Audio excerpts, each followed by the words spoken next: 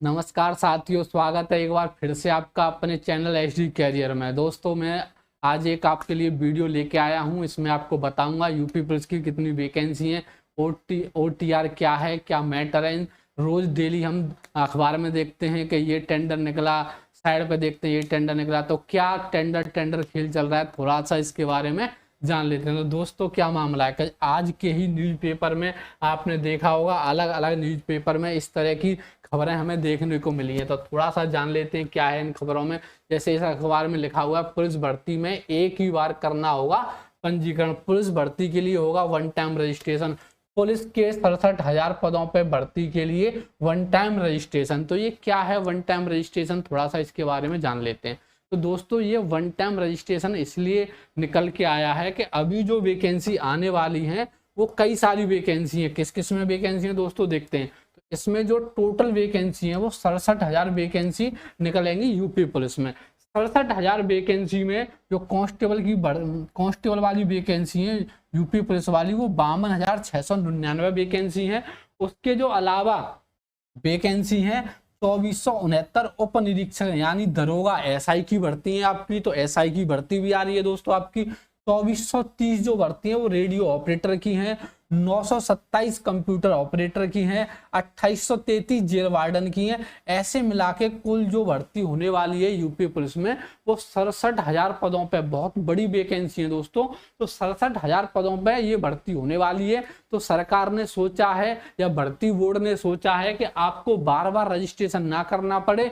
आप एक बार रजिस्ट्रेशन कर दोगे तो आप ये सारे फॉर्म डाल सकते हो। एक बार रजिस्ट्रेशन करने पर आपका जो डाटा है वो सरकार के पास, भर्ती बोर्ड के पास पहुंच जाएगा। इससे धांधलीबाजी की भी समस्या कम हो जाएगी। बार बार टेंडर अलग अलग एजेंसी के लिए इसलिए निकल रहा है कि जैसे अभी हमने यूपीएसआई में देखा था, थोड़ी सी धांधलीबाजी या जो भी समस्याएं रही थी कुछ, तो सरकार चाहती है कि आगामी चुनाव में कोई भी दिक्कत ना आए, कोई भी विद्यार्थी सरकार के ऊपर उंगली ना उठा सकेगा। इस प्रकार की धांधली हो गई या ये समस्या हो गई, इसलिए सरकार बार बार अलग अलग एजेंसियों को अलग अलग तरीके से टेंडर निकाल रही है। वन टाइम रजिस्ट्रेशन से क्या होगा, एक बार आप रजिस्ट्रेशन करेंगे, सारा डाटा सरकार के पास होगा। इसका जो निरीक्षण करेगी वो दूसरी एजेंसी होगी।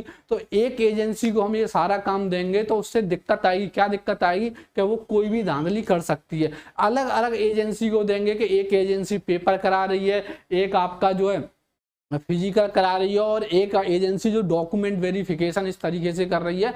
तो वहां पे बहुत सारी चीजें पकड़ में आ सकती है। तो इस तरीके से ये मामला चल रहा है पूरा। तो मामला पूरा गर्मा गर्म है, इसलिए गर्मा गर्म कह सकते हैं भाई दोस्तों। अखबार में डेली देखने को मिल रहा है, टेंडर आपको साइड पर देखने को मिल रहा है। इसका मतलब हम ये बात तो कह सकते हैं कि भर्ती बोर्ड या सरकार के दिमाग में भर्ती बहुत तेजी से चल रही है। उन्हें पता है ये भर्ती हमें करानी पड़ेगी, लेकिन इस भर्ती में कोई समस्या नहीं आनी चाहिए। तो आपको भी अपनी पढ़ाई एकदम तेजी के साथ स्टार्ट कर देनी है। आप इस चक्कर में ना रहें कि भर्ती कब आएगी, कब आने वाली है। जब आ जाएगी, जब हम पढ़ाई स्टार्ट करेंगे तो बेटा फिर कुछ नहीं हो पाएगा, क्योंकि बहुत कम समय मिलेगा।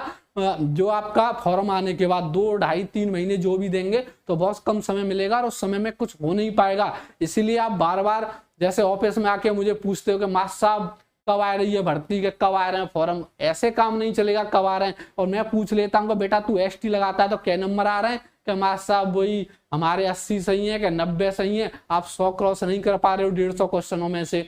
तो आप ये देखो कि 130, 120 प्लस आए तब आप सोचोगे भर्ती आ जाए। मान लो आ गई और तुम्हारे 70-80 सही है 150 में से, तो आपके लिए भर्ती किस काम की। इसलिए आप अपना पूरा जो फोकस है पढ़ाई पे करो, भर्ती पे मत करो कि भर्ती कब आएगी, और तुम्हारे कहने से भी नहीं आएगी। सरकार के दिमाग में या भर्ती बोर्ड के दिमाग में चल रहा होगा कि तब आनी है, वो तभी आएगी। तो इसलिए आप अपना पूरा फोकस सिर्फ पढ़ाई पे करो। जब भर्ती आएगी वो सबके लिए आएगी, सबको पता चलेगा, सब फॉर्म भरेंगे और जो जितनी मेहनत करेगा उसका सिलेक्शन होगा उसी हिसाब से।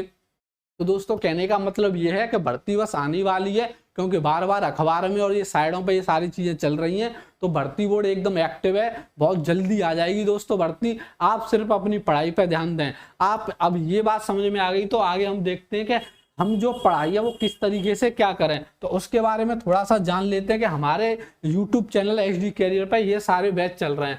आपको स्टैटिक जीके के लिए पढ़ना है तो आदित्य मैम पढ़ाती हैं सुबह 10 बजे से, बहुत अच्छा पढ़ाती हैं। आप एक बार क्लास लेके देखो, एक बार क्लास में आओगे तो डेली आप पढ़ने आओगे। उसके बाद हमारे यहाँ पे जीएस चल रही है, जीएस को मोहित सर पढ़ाते हैं आपका 2 बजे से। उसके बाद रीजनिंग चल रही है, रीजनिंग को आपके जो है मोहित सर दूसरे वाले पढ़ाते हैं 3 बजे से। उसके बाद हिंदी की क्लास चल रही है, हिंदी संजीव सर पढ़ाते हैं 4 बजे से। उसके बाद जो है मैथ्स की क्लास चल रही है, धर्मेंद्र सर मैथ्स पढ़ाते हैं 5 बजे से। और शाम को भी मैथ्स की क्लास मैराथन वगैरह चल रही है। तो इस तरीके से हमारे यहाँ पे क्लासें चल रही है बहुत सारी, तो आप यहाँ से ये सारी चीजें कवर कर सकते हो यूपी पुलिस के लिए।